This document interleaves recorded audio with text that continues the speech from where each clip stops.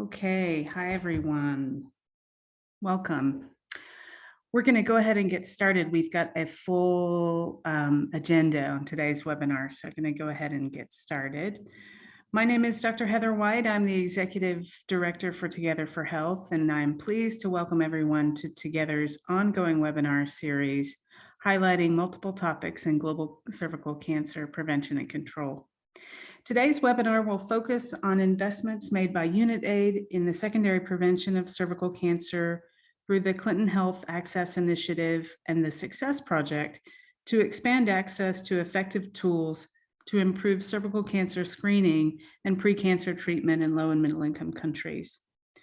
We'll hear from representatives from CHI who will share on their efforts with the United Nations Children's Fund, or UNICEF, to work directly with manufacturers to reduce costs and ensure supply of thermal ablation devices for LMIC markets.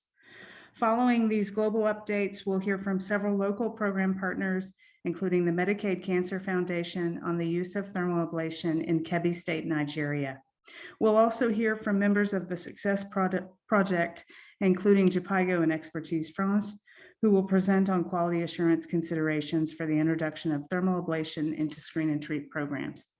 Following the presentations, we'll open the discussion up for questions. So I encourage you all to share questions and comments with today's presenters.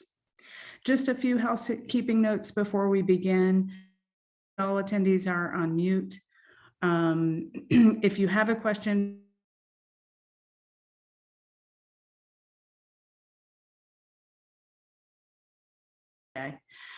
this webinar is being recorded and will be available on Together's website after the event. You can find it at togetherforhealth.org. And please note that a copy will be sent to everyone who's registered for the event. If you're interested in learning more about this or other topics, please let us know. At the end of our presentation, we'll post links on how you can get on Together's mailing list and contact us with ideas or feedback about this or any other topic we present. We'd love to hear from you. And with that, I'm happy to kick us off. For our first presentation, please welcome Smilka de Lussigny from Unitaid. Smilka is a pharmacist and a public health specialist who spent 2 decades supporting, building, and advocating for equitable access to technologies and innovations. In her current role at Unitaid, Smilka oversees the organization's portfolio of cervical cancer investments alongside investments in HIV, TB, and COVID-19 diagnostics. Please welcome Smilka. Thank you. Thank you so much, Heather, and it's really nice to be back in this series. And I do like to think about this investment as a joint partnership also with the government and WHO, and of course with our partners that were on the ground and really thought through what would be necessary to successfully actually introduce a very critical innovation, especially in light of WHO's elimination strategy, call for elimination first and foremost in 2018, and then the entire elimination strategy, which was adopted last year. And normally, when we looked at our investments in cervical cancer, we really wanted to focus on the secondary prevention, which is where the market showed a lot of development in terms of innovation, both from the perspective of accuracy, but also operational feasibility of implementation. And if you look at the next slide, we did align our investments with the call from Dr. Tedros, WHO's call, which was in 2018. Basically speaking to the fact that we are having the first cancer that can actually be eliminated. We looked into the tools across both screening and treatment of precancerous lesions and decided to go big and really look into what would be the best type of investments to not only support the supply side, which is the market and the suppliers of these tools, but also look into the delivery of these tools in countries and how they would be the best implemented. And At this point, we have investments of almost $70 million that are going until next year. And we are also looking at the next round of investments in the same field of cervical cancer secondary prevention.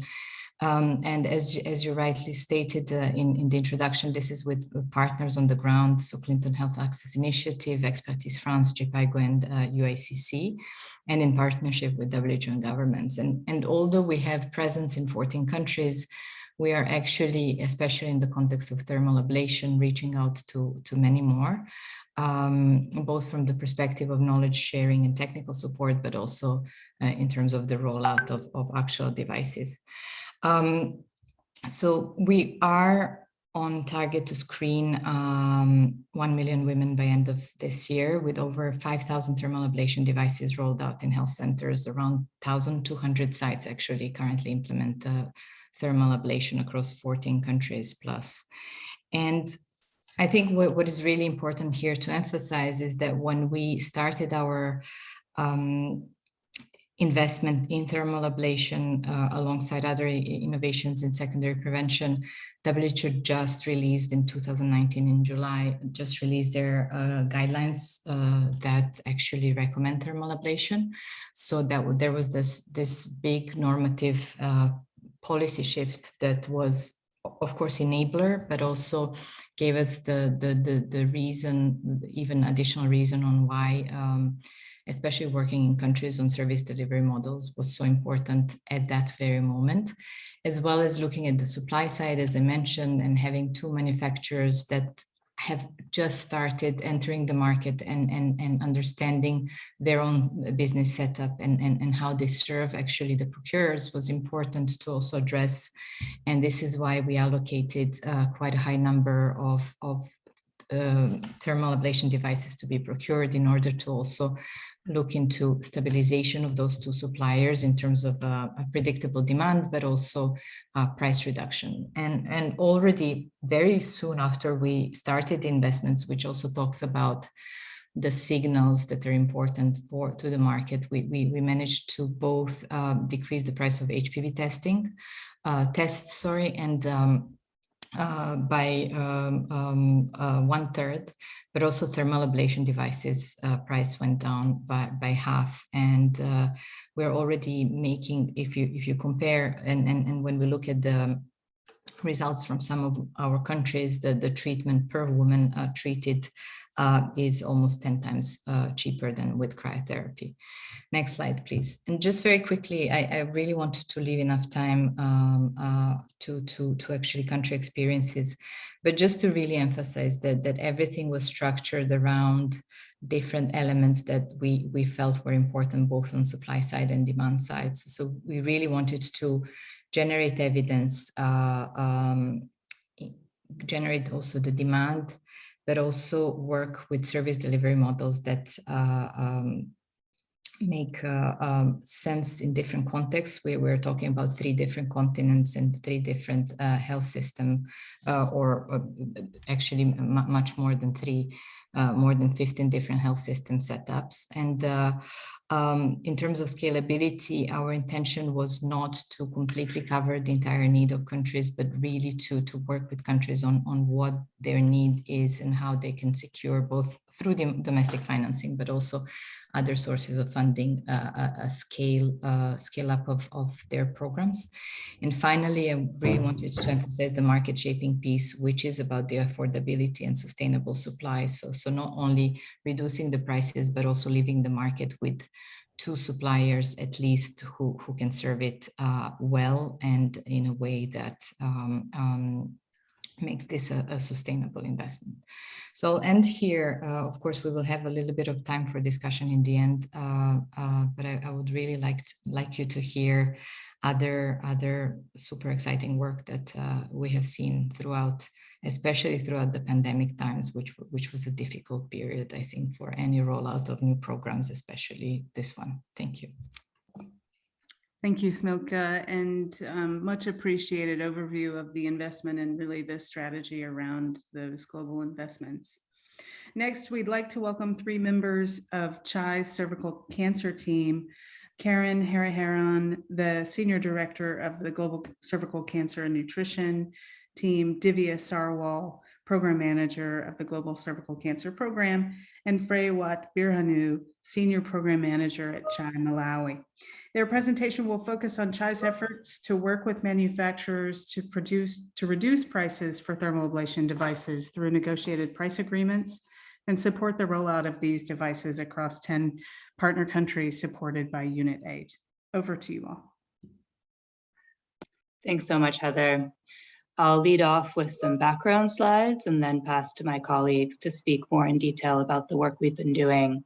At a high level, there are really two goals we'd like to convey through today's discussion. One is the success that we've had working with our partner governments to roll out thermal ablation devices and a very positive experience from that work.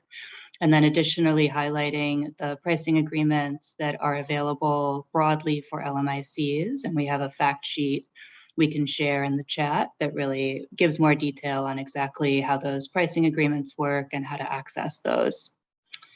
Please go ahead to the next slide and the next slide. So as Smilka teed up, this work that is really very much in support of the WHO's elimination agenda. It's very exciting that we have ahead of us the opportunity for the first time to eliminate a cancer. And by eliminating cervical cancer, we could avert millions of deaths in the next 100 years. We're really envisioning a next generation that could live free of cervical cancer. The project that Unitaid's been supporting us on since 2019 is focused on the secondary prevention space. So ensuring women have access to both screening and treatment for precancerous lesions. As Smilka highlighted, there are a number of different tools that we've been focused on, really with the goal of improving access and quality of care for women to be able to be screened, and if they screen positive, receive a high quality treatment as rapidly as possible so that we're truly preventing the cancer cases that would otherwise occur. Next slide, please. The framing of our Unitaid supported project is based around several access barriers that we identified at the outset of the project: affordability, supply and delivery, demand and adoption, and innovation. The first of these, as we've discussed, we've been very focused on improving the affordability of key tools, both for screening and for treatment. We have managed to bring down the prices on the thermal ablation devices by half, and that's broadly accessible, not just within the project. So we'd like to highlight and share that. Secondly, we've been proving out effective delivery models across countries for women really to have access to screening services and followed through the continuum of care to ensure that they have the appropriate treatment and linkages in the case of invasive cancer being identified, that they're linked to the appropriate diagnostic and treatment services. Thirdly, we're really focused on creating conditions for scale up so that we can reach the very ambitious targets laid out under the elimination agenda. And finally, we're focused on new innovative tools that could come in the next few years that could really, again, improve access, quality, and affordability of services. Our work on the ground is very much in support of government-led programming, and so all of this work is embedded into government systems, using available platforms for HPV testing, and working within existing screening and treatment sites that have been established under the public health system. I'll pass to Divya now for the next slide, please. Thanks very much, Karen. Hi, everyone. This is Divya Sarwal from the CHAI team.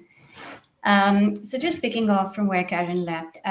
So I'll be speaking a bit about CHAI's work on the market shaping side, as well as the in-country work on the demand side, and some key highlights coming out of our work, which have together helped us see dramatic improvement in treatment rates of women who screened positive for HPV and were eligible for treatment. So on the market shaping work, we worked with the two suppliers of thermal ablation devices, Liger and Visa, to negotiate an access pricing deal, which helped us get prices for these devices, which were about 45% lower than the market price when we started off this work in 2019. Through the past few years, we've also been supporting product development and improvement with the suppliers, in addition to business planning support, to ensure that they have access to steady demand and a stable market to service. We've also been managing the procurement of TA devices for and have been able to supply with Unitaid support to about 20 countries through this program now across different regions. We've worked together with Unitaid, UNICEF, and the suppliers in creation of long-term sustainable procurement channels for eligible public sector procurers who wish to procure these devices at the access pricing. And finally, we also work in supporting setup of local distributor channels in country and in coordination with the suppliers. On the demand side work, or in the in-country work, where we partner with country governments, our work is ranged from national level advocacy in including thermal ablation devices in national guidelines, in training curriculums, alignment of these guidelines with the clinical guidelines as well, and also facilitating the pathway of the products to enter into the country in a smooth manner. So which includes facilitating in-country registrations, import clearances, etc. More downstream work around, the mapping out appropriate delivery models with country governments, starting off with working through an intensive demand generation strategy, helping decentralize treatment to the extent possible, following a pretty comprehensive training and mentorship approach, integration of care at ART clinics, and integration which makes the delivery of care as decentralized as possible in country, and finally supporting country governments in scale up and financing of this work. Next slide, please, Sarah. Just a few highlights on our supply side of market shaping work. From an initial price of $1,500 for the Liga thermal ablation device and about 1,900 euros for the YSAP thermal ablation device, our current price, our negotiated access price, is now about 45% lower on an average across the two suppliers. So the current pricing of thermal ablation devices stands at $925 for Liga and 904 euros for YSAP. We have both suppliers who are now actively supplying portable TA devices in a range of LMICs, and these devices are, of course, compliant with the technical specifications that have been laid out by WHO for use of thermal ablation in country. We've had, with Unitaid support, we've had a rapid pace of procurement of these devices and rollout and activation of sites with thermal ablation devices. So we have over 5,000 devices that have been procured to date.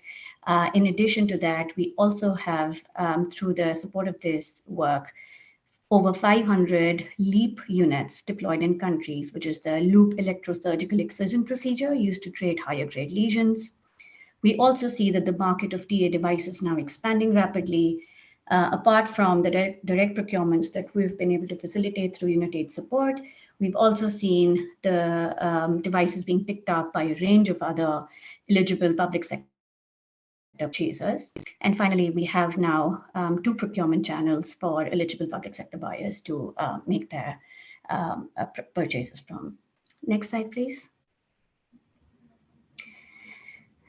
Just digging a bit into the country level work. So we support through the Unitaid project, we support 10 countries across sub-Saharan Africa plus India.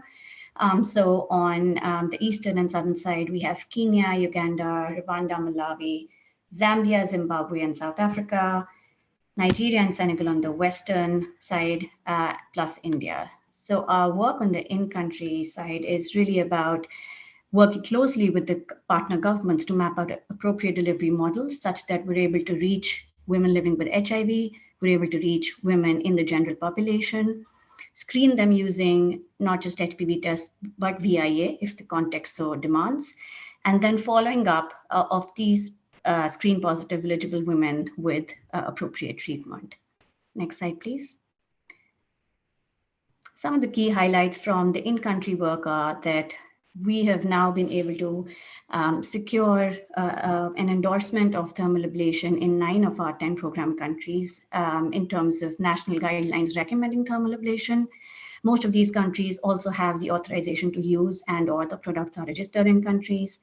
And we see now a large number of screening sites that are equipped with portable thermal ablation devices, a large number of which are actually the lowest level health facilities, including primary health facilities. Next slide, please. So this investment has already driven a substantial improvement in the rate of treatment of screen-positive women. And if we follow the same trajectory, we would be set to approach the WHO elimination target of which is 90%. So at the start of the project, or the baseline that you see on the first block in the graph, we were just at about 50% of screen-positive women with lesions who were eligible for treatment who actually received that treatment. As of 2022, we're at a 72%. And if we keep following the same trajectory, we would hit a percentage which is above 90% in terms of covering treatment of women who are eligible. So this shows that the use of thermal ablation devices has been very successful. It has led to substantial decentralization of treatment services, resulting in improvement of rate of screen-positive women. So I'd hand it off to my colleague Frey, who'd speak to the Malawi experience of rolling out thermal ablation devices. Thank you. Thank you so much, Divya. Hello, everyone. My name is Frey Prahanu from the CHAI Malawi team. I will just quickly share our experience of deploying thermal ablation devices in Malawi. Next, please. So from our 2+ years of implementing this program, we have learned that thermal ablation devices are really accepted by the providers and the women. They are easy to use because they are portable and battery operated. Providers can easily take them to wherever treatment is needed. And the features like the audio and visual indicators also made them easy to be used by providers. A clinical rollout is also relatively easy because they don't need a lot of infrastructure and logistic arrangement. And you can also train a wide range of providers from high level, including medical doctors, to low level cardiac, for example, in our case, nurse midwife technicians. Because of those natures I mentioned, like battery operated and portable, you can also place them at the lower level of the facility, including primary facilities. For example, in our case, where we place them in very remote areas where there is no electricity, providers will just take them to the next facility or any place where there is power, they charge them and then use them for a week. And that really has allowed us to reach to women who are living in rural or remote areas. Procurement is also relatively easy because you don't have to hassle with multiple suppliers. As we have seen the case in cryotherapy where you need to reach out to the gas supplier, the pro supplier, and the other components. Thermal ablation devices come as a package, and a single supplier also supplies that package of devices. And the cost is also low, especially if you consider it with the need for continuous supply for cryotherapy gas. As you have seen the previous slides, Malawi is one of the countries who is able to achieve high treatment rate and scale up of treatment services. And this success is basically, because of a combination of strategies and interventions. One of the key strategies is community sensitization and demand generation. We have been deploying demand generation and community sensitization activities at both facility and community levels. At community level, we have been working with the district health offices, the community health care workers, and also our CSO volunteers who have grassroots presence. In addition, we have been also working to decentralize mentorship. One of the key things in thermal ablation is you have to really make sure that you are placing a device where there is a trained provider, and you also need to have a system for ongoing mentorship to make sure that the devices are being used and we are not causing also any harm to the woman, or there is quality of care. So we designed an approach to decentralized mentorship where we have district level mentors who can quickly go to the facilities and provide mentorship for the providers. The other strategy is we also encouraged our providers to strengthen their message about the need for completing the treatment cascade during counseling. And that really has helped us to improve treatment rate, because many women, some of them might think that just undergoing the VIA or providing sample for HPV is enough by itself. So having that strong message on the need for completion of treatment was also critical. Having a system for patient tracking was also very important for our success. We designed different tools at facility level to track treatment rate and follow-up care, but also we worked with our community volunteers, community healthcare workers, CSO volunteers, and also we made direct phone calls to patients as well. Next, please. These are some key considerations for any country who is really interested to introduce thermal ablation device. So we really need to work closely with the Ministry of Health to make sure that devices are incorporated.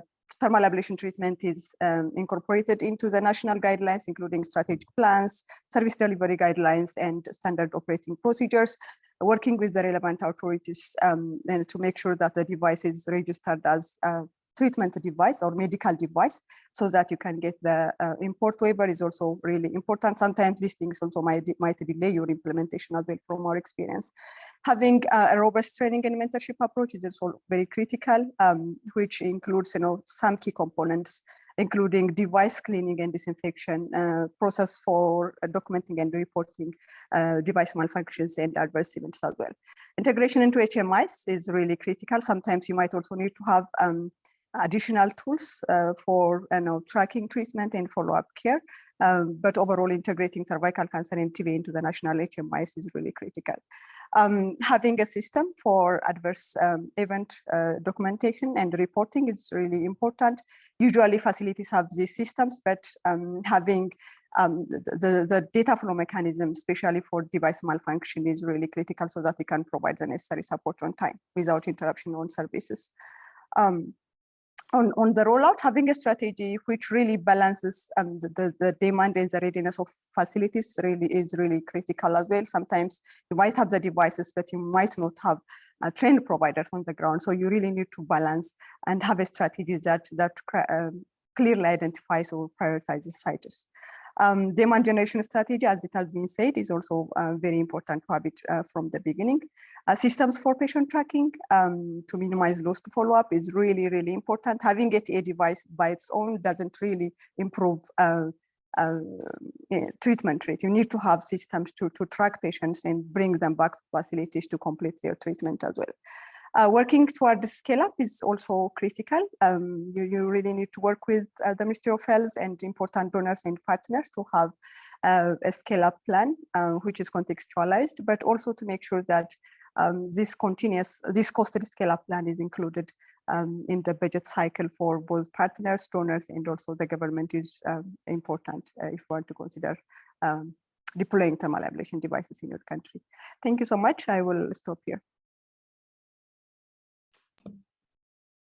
Thank you to each of you on the CHAI team for those details. And we're now excited to welcome our next presenter, Her Excellency, Dr. Zainab Shinkafi, the First Lady of Kebbi State, Nigeria, and who is also a consultant pediatrician and the founder and executive director of the Unitaid Cancer Foundation, a nonprofit that works to create awareness on health issue, train health workers, and support diagnosis and treatment of cancer patients throughout Nigeria. Welcome, Dr. Shinkafi.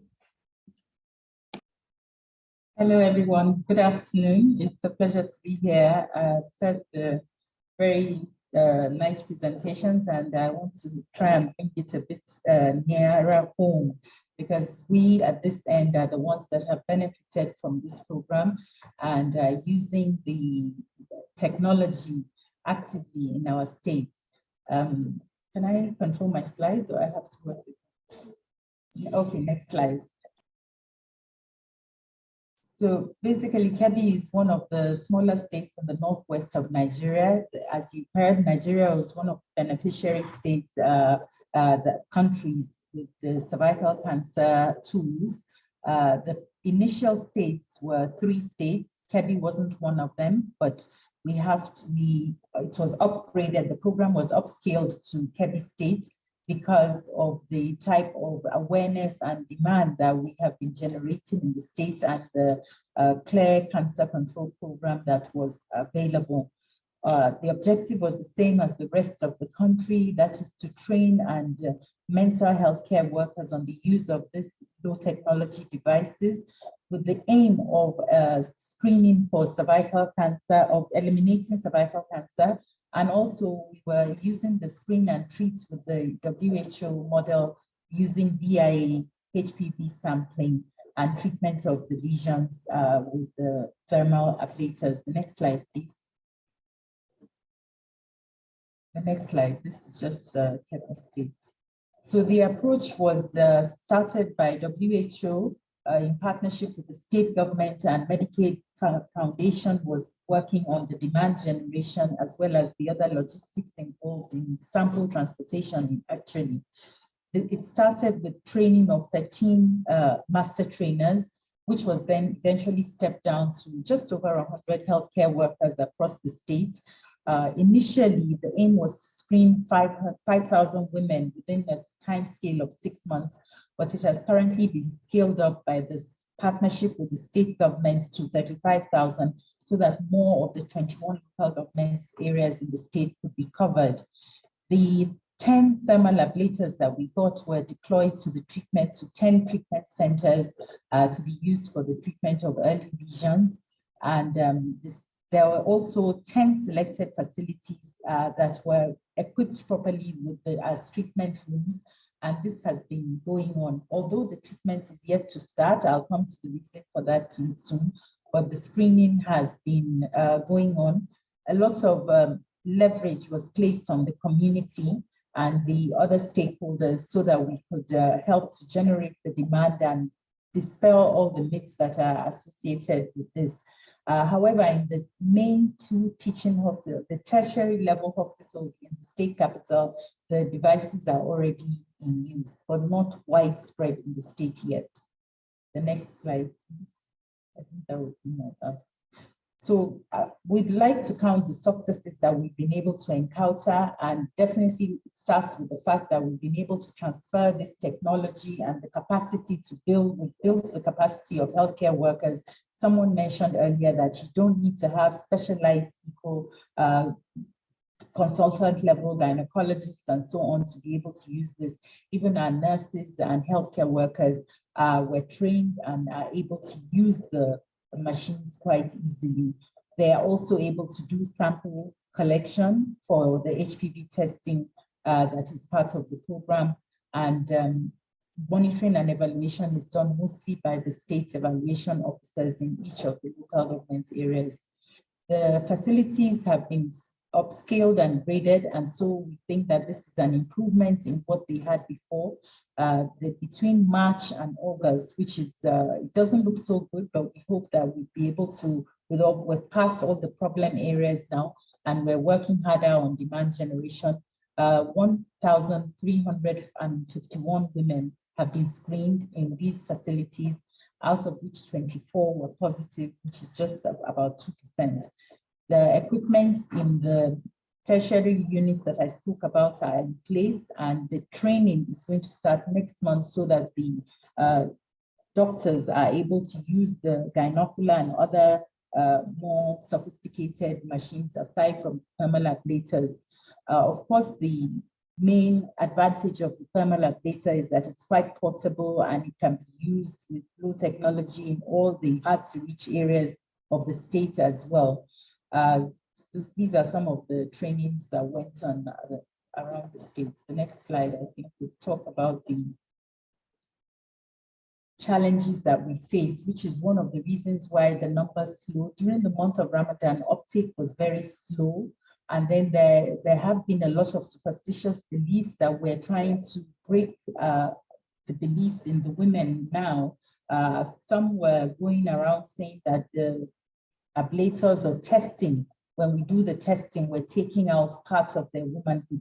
So it's really taken a lot to dispel that belief so that the women can, we had to go around showing them what is actually, what it entails, and the machines themselves. And I found that surprisingly, the size and the way the machine, the thermal ablator is quite, it gives more comfort.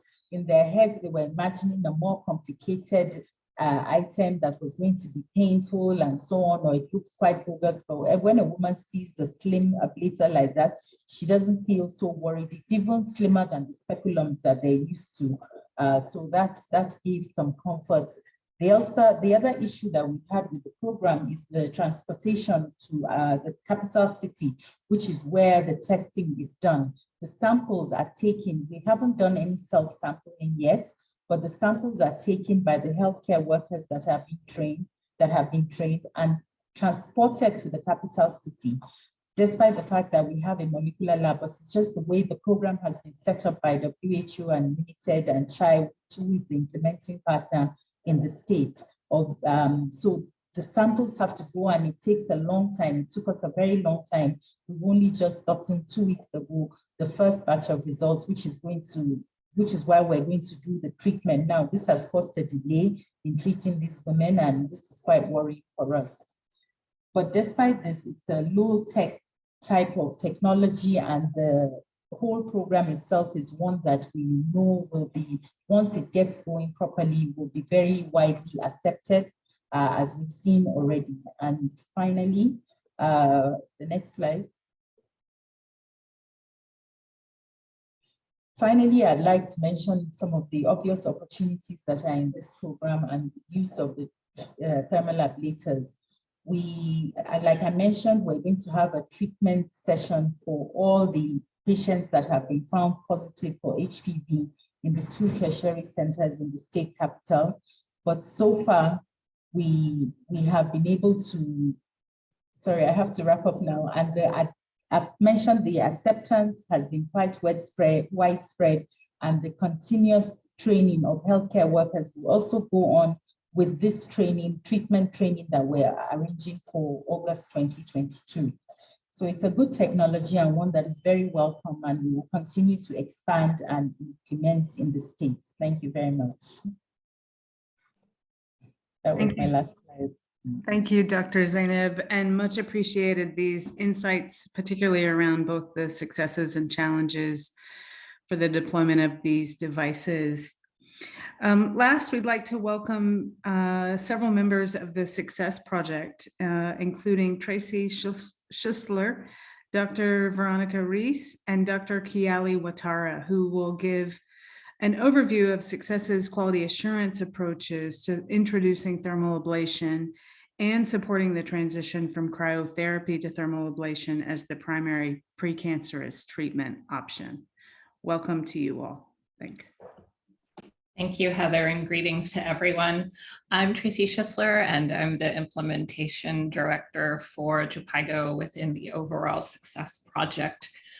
Success is a consortium led by Expertise France, with JPIGO and the Union for International Cancer Control as partners, supporting the partner countries in the direction of WHO's elimination goals. With me today is Dr. Veronica Reese, who is a senior technical advisor with our women's cancer team and a key technical assistance lead in Success, as well as Dr. Kiali Utara, who is our country director in Cote d'Ivoire, which is one of our project countries. I am just going to move ahead to the next slide, please, just to give a quick background on Success's overall focus and engagement. Success is working in 4 countries and engaging with countries regionally to create brighter dialogues and share knowledge of possibilities among these countries on HPV testing and thermal ablation scale up. In the countries, we are working directly with ministries of health on the introduction and expansion of HPV testing on various platforms, as well as helping to facilitate the shift to thermal ablation in these countries. In terms of our regional engagement strategy, we are conducting virtual dialogues and webinars and very much engaged on that through UICC's virtual dialogues. I am going to skip the next slide, please, in the interest of time, and transition this over to my colleague, Veronica. Veronica, over to you. Hi, thank you, Tracy. Hi, everyone. So in this effort to introduce and scale up new technology for cervical cancer prevention, we have been focusing 4 key components: the preparation to enable environment, building capacity, and create condition for the expansion and the sustainability. I'm going to move quick to save time for our colleague from Côte d'Ivoire to share the experience. So please, next slide. So in this effort, we in Success and JPIG, we have been working to develop tools to support countries such as the SOP, standard for quality, training material, IC material that countries can adapt to improving their work in country. In terms of quality, we believe that there is no magic bullet nor single method that promote quality. So what we have been doing is working with countries to building on the current system and the effort to ensure quality. So we have been sharing principles for quality and disseminate WHO recommendation in terms of approach for quality, and try to create a shared vision for quality and a culture of quality, and especially helping countries to analyze the data and reflect on the data to move in and improve the quality. And also establish a recognition system that demonstrates change to facility, and the facilities can share their experience with others and create this environment to quality. Next, please. Specifically for thermal ablation and also the screen, we have been promoting the establishment of a quality assurance system that promotes a continuous process for performance improvement. So we have been focusing quality training, supportive supervision and mentorship, and discussing with the facilities the gaps and how they can develop an action plan to continue improve the quality. And they also invest in monitoring, evaluation, and the opportunity to share progress, challenges, and learning. Next, please. So this slide is just to show our effort on quality training and the mentorship for thermal ablation. So it's interesting because the country has been very innovative and developing new tools and the model for training. And during this pandemic time also, it has been pushing us to deliver virtual training, hybrid training. So in this effort for thermal ablation, we, same of the other countries, provider has been find that ablative treatment is easy to learn and perform. It is highly acceptable by women and providers. And also we have been promote task shift where trained medical doctor, nurse, and midwife can perform this treatment. For leads, we don't have much new because it is a procedure that we have been supported for a long time.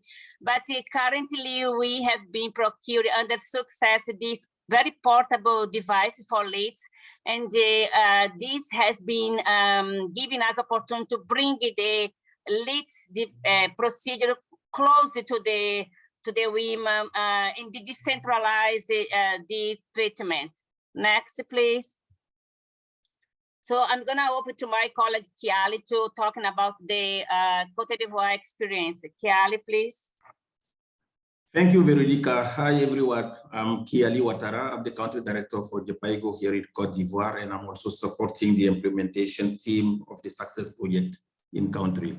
Just a quick background slide to say that the Success project in Côte d'Ivoire is being implemented in 34 health facilities in 4 districts, with 2 in Abidjan and 4 regions, 2 in Abidjan and 2 others in the interior, targeting a total of 55,000 women with a target of 70% of HIV positive women. Slides, please. So what are we learning? What are the critical levers for success? First, because it was during the COVID, we were starting up with during the COVID-19 era. First, the relationships were very important. Sitting within the technical working groups, relationship with the national AIDS program, because we were targeting mostly HIV positive women. And the second lever is the buy-in from all key national operational stakeholders, talking about supply chain management system, laboratories, and the national cancer program. We got to sign MOUs with all these entities so that we are in the same agreement, we understand the operations the same way, and we move forward. The third critical lever, and I think one of the presenters already said that, work within the existing system, work with the government, integrate from start. And that takes into account all the aspects of the program implementation, from procurement and supply chain to even implementation and research, including laboratories, training of providers.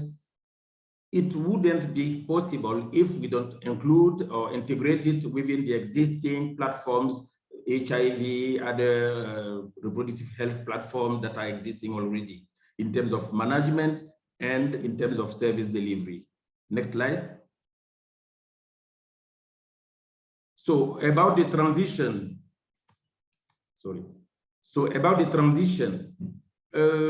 before the success projects, I mean, before Unitaid's investment, we had for sure the cryotherapy devices, and nationally we had 161 sites performing VIA, and 81 were equipped with cryotherapy equipments since 2009. And we had in country, in the context of research projects, 5 sites already having some of the thermal ablation knowledge, and they were using thermal ablation for research especially. And then with the success project, the transition has started with the revision of the national strategic plan, and also the practice resulting in workshop and sharing all the learnings with the national level, with the technical working groups and all stakeholders. Of course, we started by training the CCAP providers, trainers, I mean, those who were already trained as trainers with cryo machines. We started to train them with the thermal ablation devices. So now in terms of transition, the functional cryo site, I would say cryotherapy sites are being transitioned. And where we have a thermal ablation device, we remove the cryotherapy machine and we place it in another site where we are starting, where there is no actual thermal ablation or cryo machine. So we're using the existing machines, placing them in other sites that can still use them. And in terms of purchasing, the National Cancer Program has put in its strategic plan, the next strategy, the strategic plan that goes through 25, had put in that plan to purchase 200 devices by 2025. That means about 50 devices per year. Of course, leveraging funding from other donors, Global Fund, and even also from the government. Next slide, please. So in terms of, I was saying that we have learned a lot with the challenges, and we know also the levers, the impact factors. And in terms of what next, we are sure that we are supporting, and that has been agreed with the National Cancer Program. We are supporting them to change the standards, the service delivery standards regarding cervical cancer prevention and guidelines, to put thermal ablation into them. The strategic plan has already included that, but the service delivery standards are yet to be revised and updated. And as I just said, we are shifting progressively. We are not just throwing out all the cryo machines, but we are using them in other sites that are not covered by the success project. By the time we get all the funding that are promised in the strategic plan to replace them. Also, the development of the pool of biomedical technicians because of the fix and repair of broken machines. This has been an experience from the previous program with cryo machines. So that is also in the plan to have a local pool of biomedical technicians who will be able to fix locally, repair locally the broken machines, if any. So the advocacy now is also to share the thermal ablation device, the use of the thermal ablation device with the professional society and the civil society, like the OBGYN Society, the Midwifery Association, so that they understand, we train them on how to use, and then it will be spread all over the country. Next slide, please. So just a quick view of the data from June 21 to May 22.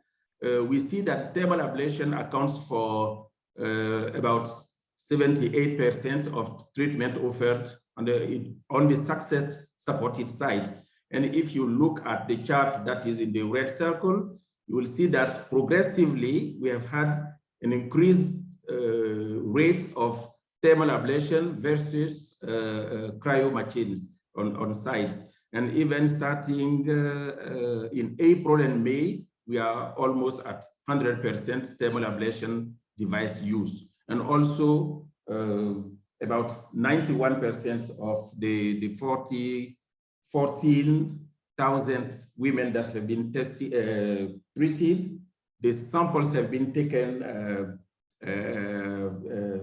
self-sample taking.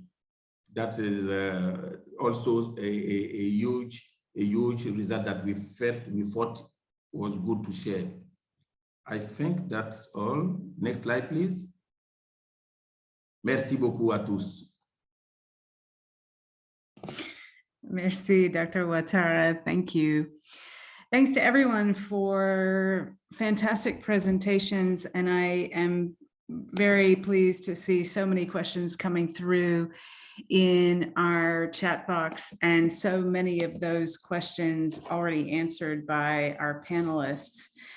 Please do, if you have questions, please do continue to put them in the chat box. We will get to as many as we can. We've got about just a few minutes for a verbal Q&A session. I have one question that came in from Ricky Liu, and it's something that I've talked about with various implementers, and I'll maybe ask Dr. Ouattara if you could speak to this, or any others who've had direct implementation experience with these devices, which is, the question is, with regard to scale up, what considerations are different programs looking into when it comes to advice to the thermal ablation devices breaking down or needing to be replaced? What lifespan estimates are you using to ensure that devices are available in both new and existing sites?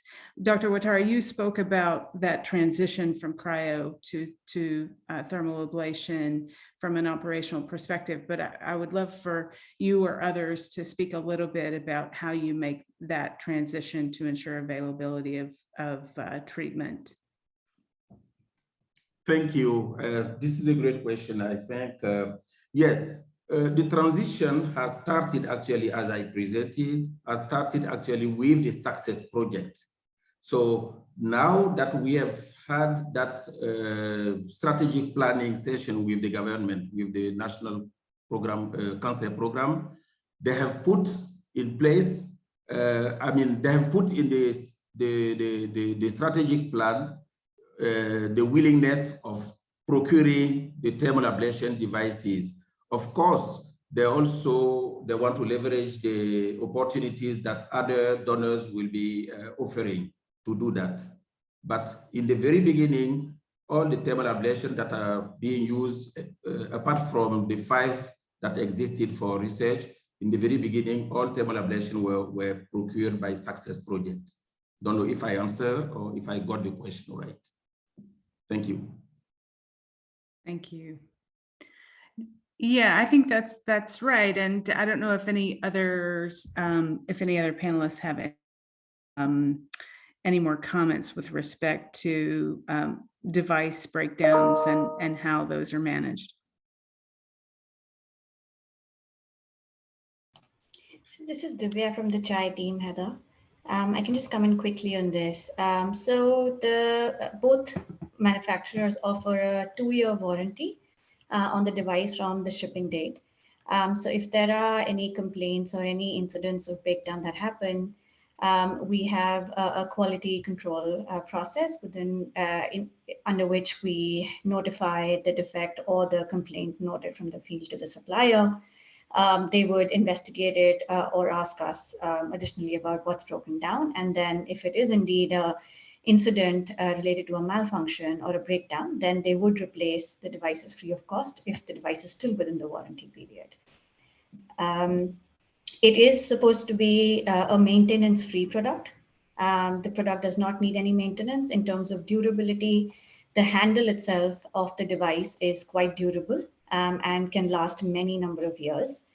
It's more around tracking the usage of the probes that are attached to the thermal ablation devices that are more of the consumables part of the device and might need replenishment. Yeah. Thank you for those details, Divya. That's very informative. We do have several folks asking about how to access these negotiated prices. We'll make sure to circulate again the fact sheet that Unitaid and CHAI have put together with respect to these reduced prices and share that as widely as possible. One question from Hawa Kamara. She asks, I'm wondering if there's been research looking at women's experiences undergoing thermal ablation. It's an important area to explore, that is acceptability. Would anyone like to speak to that issue in particular with respect to any of your programs and understanding women's experience and acceptability of this particular treatment? This is Kiali Ouattara. Actually, the implementation research is going on, and one of the questions is also exploring that aspect. I can't speak to the result, but anecdotally, we see that it's really well accepted. So the women are not actually related to the thermal ablation device, because it's explained by the provider how it works, what are the, I will say, side effects, if any. So it's well accepted generally, but the implementation research is still ongoing. Thank you. Can I just add to that? This is Dr. Zainab. As an advocate and working in civil society and also as a woman, the sight of the machines are not as scary to our women. So anecdotally, again, I'd like to emphasize that it's very acceptable. It's not, I put this in the chat box, it's not a huge, scary brachytherapy machine. It's something that is handheld and they can relate to it better. Sometimes you even ask them to hold it and see. It's quite thin and they don't feel worried that this is going to go into me and harm me. So it's quite acceptable. And we look forward to the research proper. Sure. Thank you for that additional comment, Dr. Zainab. I appreciate it. We have just 1 minute. I'm going to open it up maybe to Karen from the CHAI team for any last final comments or remarks before we wrap up. Hope you don't mind me putting you on the spot, Karen, but please do share any final thoughts if you've got some. Yeah, thanks so much, Heather. I think it's exciting to see the interest and the great questions coming in about our experience. I'm trying to answer questions in the Q&A now, but really just appreciate everyone joining and sharing their insights, and welcome further discussion on this. Please feel free to reach out to us following the call for some further in-depth discussion about our experience and any questions on the pricing fact sheet. So very much appreciate everyone's time. Thank you, likewise. And we will certainly look for opportunities to share out on the use and scale up of these devices in further webinars from our side. Thank you, everyone. We will try to get to any last questions as we can, and we'll certainly circulate information, including the fact sheet, for everyone today. Thank you. Have a great day.